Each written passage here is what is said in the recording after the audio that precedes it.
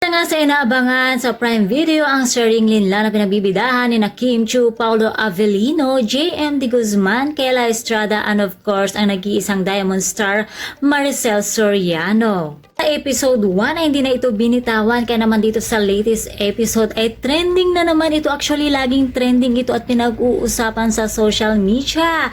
Kaya naman sabi nila nakakabitin ang bawat episode. Kakabitin pero ang bilis ng mga pangyayari, ano? Latest episode ay puring-puri ang character ni Kela Estrada na si Sylvia. Ayon. Syempre pinag-usapan ang pagsugod niya sa character ni Kim Chiu na si Juliana. Ayan. Nalagpakan nga at pinag-usapan sa social media ang eksena na kung saan sinugod ni Sylvia si Juliana.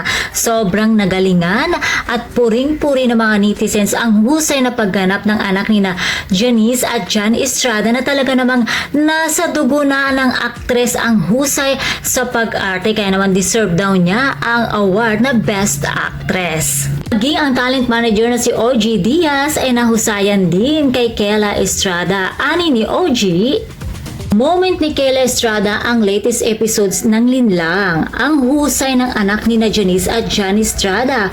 Pag nag-aapoy ang mata sa galit, ramdam mo. Alam na alam talaga ni Sir OG Diaz yan kung sino ang mga mahuhusay na artista at kung sino naman ang mga kailangan i-workshop. Ayon. At sabi pa ng iba, a new breed of actress has arrived. Samantala, nagpasalamat naman si Kela sa kanyang social media account. Aniya, thank you for the kind words everyone. Nakakaiyak, my heart is full. At syempre napakomment ang kanyang co-star na si Kim Chiu ng galing mo. Nag-reply naman si Kela ng thank you so much, nako, sinabayan lang kita. Nakakapanghinayang at nakakalungkot sa latest episode kasi nga namaalam na nga itong karakter ni Kela Estrada na si Sylvia. Kaya naman nakakabitin na parang hanggang dun lang. Bakit?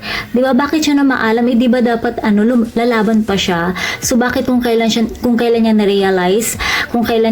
na-realize, na handa na siya na alam mo yung pagbayarin sa kasalanan sina Juliana at Alex ay namatay siya, diba? So nakakalungkot. Siyempre, palaisipan sa mga manunood, sa mga netizens, kung talaga bang namatay na siya o buhay pa si Sylvia. So hindi natin alam, diba? Malay natin, buhay pa talaga siya dahil nga kailangan niya maghiganti. Pinag-overthink na naman tayo, ano? Kasi nga, what if buhay pa siya? Dahil nga, yung emosyon ng kanyang papa sa kanyang libing, eh parang alam mo yun, parang wala lang, parang hindi siya naiyak or hindi siya, alam mo yun, kapansin-pansin daw na walang emosyon ang papa niya at baka siya daw ang tutulong kay Victor or kung hindi siya or kung hindi naman daw si Sylvia, yung papa niya mismo ang tutulong.